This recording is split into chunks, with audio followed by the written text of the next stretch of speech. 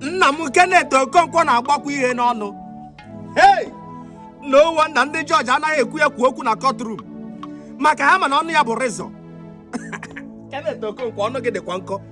Nwanna weregodu nna nwa ya kirie vidiyo ka ihe Keneth Okonkwo na journalist agbagharị na Rise News nnyaa.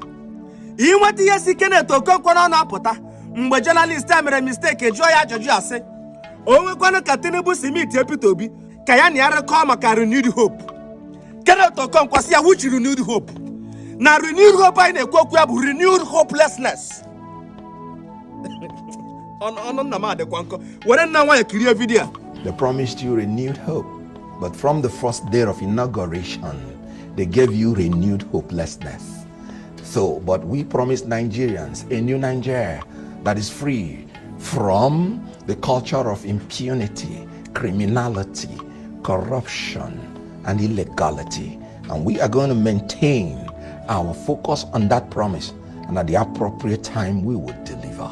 Well, let me put it another way. Because obviously Mr. Tinubu is now the president of Nigeria, if he reaches out to Peter Obi and the Labour Party, and we understand he has this canny ability to mobilize people to his side of the fence, what do you think ought to be the reaction of Mr. Obi and the Labour Party to such an overture?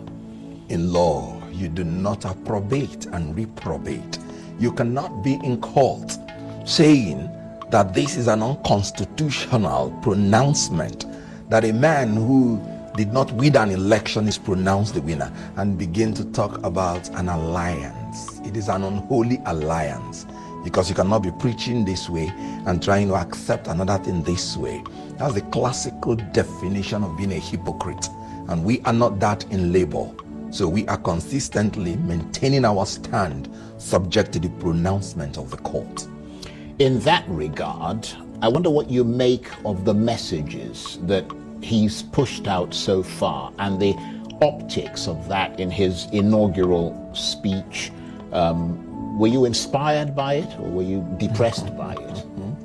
I was a bit scandalized by it, because a statement was made to be an inaugural speech, and right there in the speech you could see a man contradicting the exact thing he was saying. Well, I may not blame him. The statement was written for him, but his own utterances, which was not even in the text, ran exactly contrary to exact thing he was saying, meaning he was simply being a mouthpiece to somebody who wrote something. I said it during campaign that I am not moved by anything documented, because that may just be the work of some brilliant professors. I want to hear the candidates talk. I want them to be cross-examined. Let's hear what he will say. Now, let me move into why I said this. A man in his speech said, "We shall consult and dialogue and never dictate." And Piam, he issued the first dictate of his regime. Fuel subsidy is gone. Ka nke a bụrụ ihe mmụta dịrị unu. Were okwu nwa nke mmadụ mere ihe.